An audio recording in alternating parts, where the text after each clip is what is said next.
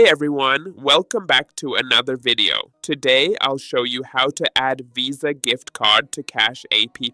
First of all, open the Cash app on your device, then sign up for an account. I've already signed up. After that, click on the bank icon located at the bottom left corner. You will see the option Add Cash.